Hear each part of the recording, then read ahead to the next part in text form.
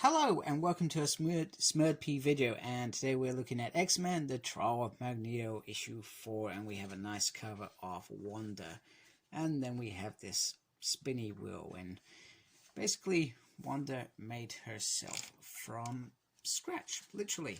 The guy's going to resurrect her and she creates herself, which is pretty interesting and explains why she doesn't really remember stuff. So this stuff's in the past. One thing that I didn't say in the last issue that the artwork in the last few issues has been really beautiful, and I've really enjoyed the artwork. So I wanted to get that out there because after I did the last review I thought, you know what, this artwork's amazing, and I didn't even mention it. And I sometimes, when I'm doing these, I sometimes actually overlook the art completely, other than a few panels that I think look absolutely stunning or really stand out, etc. Now, these guys, so this is still in the past, and these guys come up with a theory around metal and magic controlling metal to kill her, so it could look like it was Magneto that killed her. So hence it's almost a ruse. And I also feel like this book should not be called The Trial of Magneto. It should be called, I don't know, Scarlet or something crazy like that. X-Men Scarlet, or Scarlet Witch. Who killed the Scarlet Witch? You know, Trial of Magneto, I don't know. It just doesn't sum up what this is about. So X Factor know that they need to go back and do some investigations. And then you hear the kaboom. So, time to face the truth. So this is written by Leah Williams. I'm not going to lie, I don't feel like I've truly enjoyed this, although this issue I probably enjoyed a little bit more than the last couple of them. So we got the artists of Lucas Wernick and David Messina. Edgar is the color artist, and Clayton Cowles is on the letterer from VCs, and Tom Miller is on design. So, once they realize that these monsters manifest themselves, the twins and Prodigy realize what's going on. She has manifested these monsters as part of getting her memories back. Meanwhile, the old hag, we're going to call her the old hag, is trying to get, so she's beating on Scarlet Witch, but not for the reasons we think. She's beating on her to say, you need to accept that you did wrong, you need to forgive yourself and move on, otherwise you're never going to get past this. You keep punishing yourself. And that takes us back to when she went back to Genosha, in that story, and resurrected all those zombies, because she can't forgive herself for her chaos magic. You know, I think it was Dr. Doom's fault as well. I cannot remember. Speaking of which, Young Avengers have that omnibus coming out next year, and I'm buying that omnibus.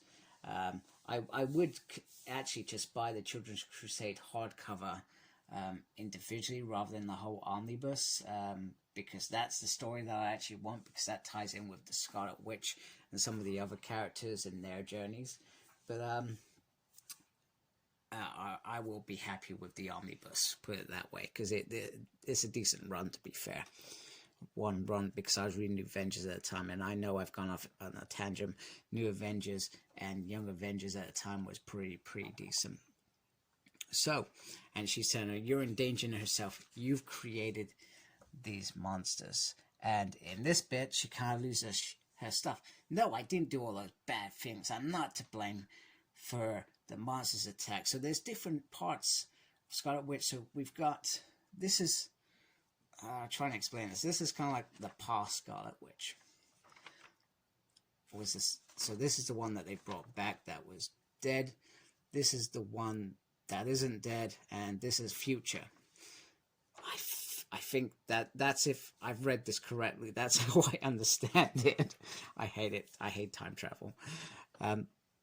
So then they get into, this is why everybody's afraid of you, and we've defended you our whole lives because she created them, and you know, you taught us so much with magic.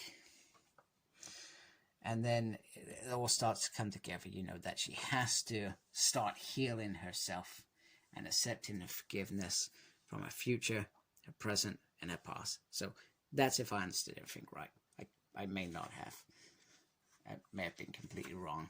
And if I'm completely wrong, well, I'm completely wrong.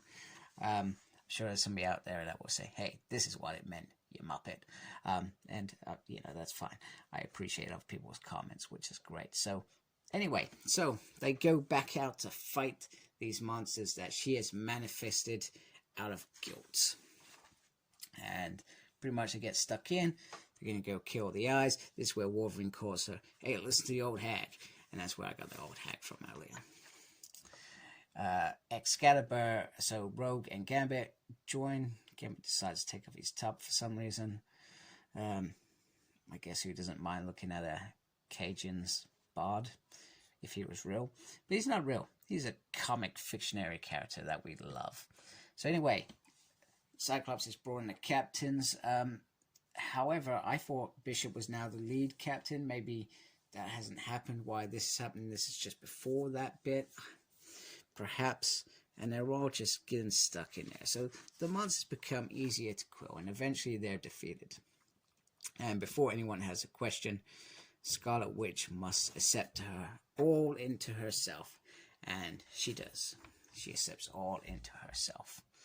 And therefore, forgiven herself. And she is whole once more. However, I believe that Cypher down there comes in and says, it was you. You created these monsters that attack the island. And of course, he's gonna protect the island. Kraken is his friend. That's his role. He is the translator, and he's gotta stand up for his friend and say, you did this. And then she says, I'm sorry, you know. And then she tried to resolve it as quickly as possible. And then they start going, oh, it's not her fault. It is her fault. She did these things. Oh, I hate when they do that. But she said, I can explain. And she says, I know who attacked me. Dun, dun, dun. And there's a bit of divide and see. Actually, you got Wolverine standing next to Wanda, which I find was weird because, well, he probably would have been the first person to gut her, unless he's changed that much in this series. So, all in all, a better issue. I'm glad that this is going to be over with issue 5, which is released pretty much today or tomorrow. I think today it's released. So once I get that, I'm going to nip this in the bud and be grateful that it's over. And it's not going to be one fondly remembered by me, certainly. I will not remember this fondly at all. So I'm glad it's done, dusted, etc. and we can move on. And more importantly, I'm looking forward to getting Inferno issue 3, which was slightly delayed due to an error on my part. But I'm hopefully get that in the next week, because that is one that I'm very excited for. Very excited for reviewing, very excited for reviewing, and that's obviously going to be finished hopefully in the new year. And then we've got whatever the next section is. Other than that, Jerry Dugan's X-Men will be the X books that I will continue reviewing. It's by far the best out of the bunch, and one that I do want to keep doing. So if you like my stuff, I'd appreciate you subscribe to my channel. Look after yourself and embrace the geekiness. Take care. Goodbye, folks.